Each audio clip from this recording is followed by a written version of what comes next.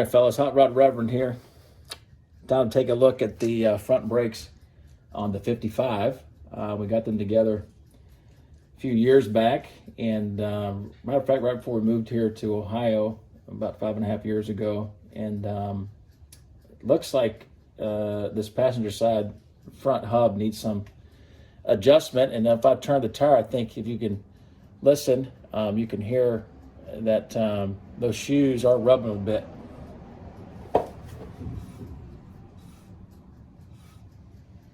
You can hear that there. So I think it needs just a minor adjustment when I hit the brakes, especially when I hit them hard. Vehicle has a tendency to pull to the right, which would mean that this is locking up a little bit. And then, of course, that driver's side continues to spin. That's why it will drift to the right. So we're going to make a minor adjustment first and see if that'll work well. And if it does, we'll leave it as is and not a problem. All right, a few things if you want to gather some tools up to get this done.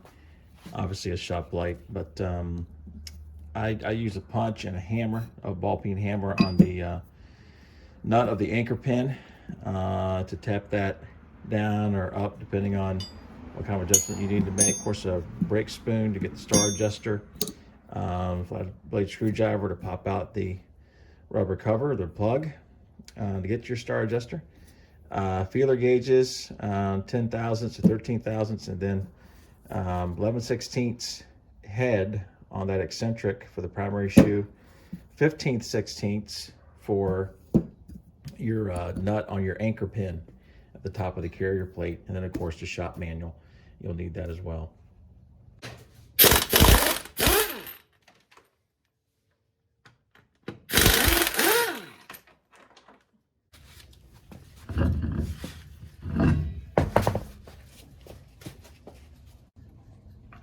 Okay, we're going to try to get back in here, and you can see right in the center of your screen, that is the head for that eccentric.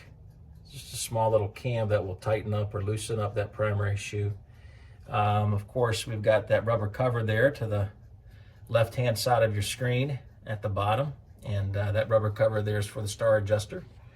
And then at the top, we've also got an anchor pin. I'm going to try to get in here. I don't know if I can get tight enough in here to it to point it out to you. I'm gonna probably go to the other side. So right in there, the other side, and get the light up in here so you can see what we're doing. See that anchor pin right there at the top right of your screen. That's the anchor pin for the top of the brake shoes. All right, now that we got the tire and the wheel removed, what we're going to do now is kind of follow the procedure in the shop manual, which basically says what you want to do for a minor adjustment is go ahead and take and turn the star adjusting screw at the bottom there until the shoes contact the drum, then back off 10 to 12. Then what you're going to do is also check the upper lining, which that's that slot in this drum right there that we're going to use. I think you can see it there. If I maybe have a backlight, there you go. Right there, that's that slot. And this slot here, when you put it at the top of the primary shoe lining, you basically want between 10 and 13 thousandths. And anything less than that or greater than that really means that you need to do a major brake adjustment. So we'll see where we're at on this and go from there. But obviously, I got my feeler gauge out. I'm going to get my star adjuster tool, pop that rubber cover off the back, and just go ahead and follow procedures here.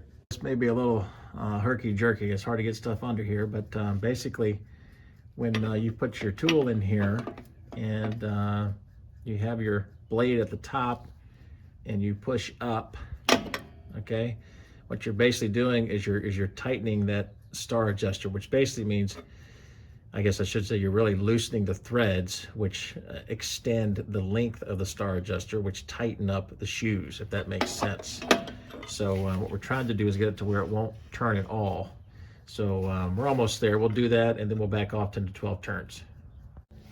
All right, so we're solid now. We're at the point where the drum will not rotate. So what we're going to do is basically, instead of going at the top and then going up to tighten. We're going to go sort of way the bottom and go down, and we're going to do this. We'll split the difference and go 11. Okay, 1, 2, 3.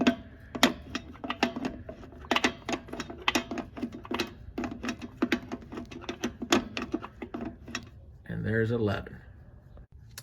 Okay, now that we've got the initial drum to lining clearance established, what we need to do is I'm going to get my wrench out and spin this cam over here towards the front of that primary shoe, just like the shop manual says to do. Okay, I'm trying to get this done here, holding the camera and the wrench and everything. But basically what you're supposed to do is turn this cam until you get just a slight drag on the drum. And when you do that, then just barely back off so it rotates free. So we're going to get that done next here. And just rotate that a little bit and see. There's a slight drag. You can hear that there. So now what we're going to do, I'm going to try to spin it and go back the other way just a tick. Just to where it barely backs off.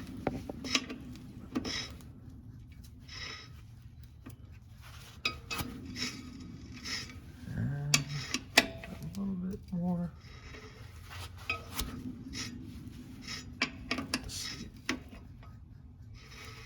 Let's see here. Still getting a little bit of a drag. Oh boy, there we go. That one right there. That stopped it almost. Yeah, it did. Okay, once we have that established with the cam, the next thing we're supposed to do is to rotate the slot up to the top of the primary shoe and get ourselves between 10 and 13 thousandths and see if we can drop that there and get that clearance. So I think I'm on 9 thousandths right now. Let me get to 10. And like I thought, this is tight to get in there. It's really tight. It'll fit, but it's probably just a tick. It'll drag, but it's probably just a tick too tight to get in there. So just for safety's sake, I'm probably going to go and do a major adjustment, and that means we're going to fool with this anchor pin a little bit too.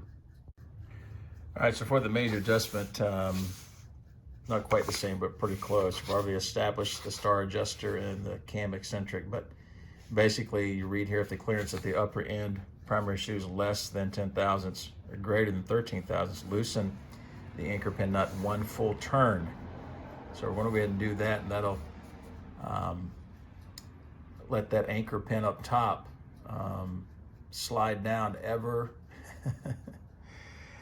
so small an increment to give us a little bit, just a tick more clearance. We're real tight. We're probably 8 or 9 thousandths, and when you put that feeler gauge in there, some of the things with the springs on those shoes are probably giving way a little bit, letting you get in there. So it definitely needs to be loosened up just a tick.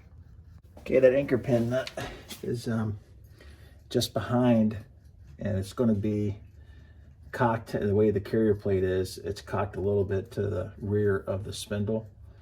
So when you go to the other side, obviously on the driver's side, just understand it's going to be back behind a little bit. And we're going to go ahead and loosen that up 1 full turn so that we can tap the anchor pin down just a little bit to give us the clearance we need on this primary shoe.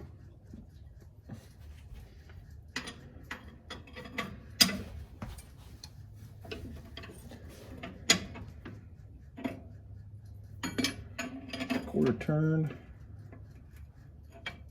turn, and that's 1. So we're going to tap that just a tick because those springs are holding everything in there pretty good, but we're going to use that to get the measurements that we need with our feeler gauge.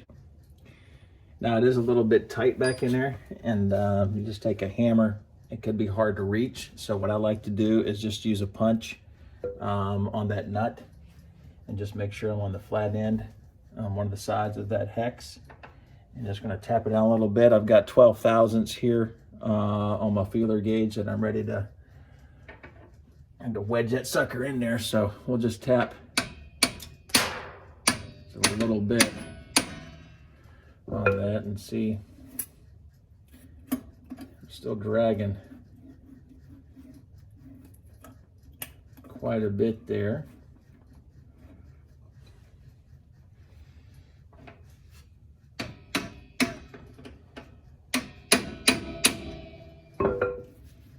That right there is pretty good. It's loosened it up a little bit, so we'll go ahead and take that and we're going to tighten up our nut now. Okay, so after that little adjustment up top and getting our nut for our anchor pin set, we're at a good measurement here, and we can barely slide this in here. This is 12 thousandths on both the top and the bottom of our primary. There it is, our primary shoe, and we'll just let that spin right there, and really good. So that was pretty good. Just for safety's sake, I'm gonna go ahead and check the other side too this evening, and just make sure that we're all buttoned down. I really think my anchor pin nut might have been a tick loose. It was kind of easy to loosen that up. That may have been what have brought that out of adjustment. So I'm going to check the other side just to make sure. It could have been that back when I put all this together, I may not have gotten those anchor nuts torqued down good enough. So we'll see what happens here when we adjust the other side and after we take it for a road test.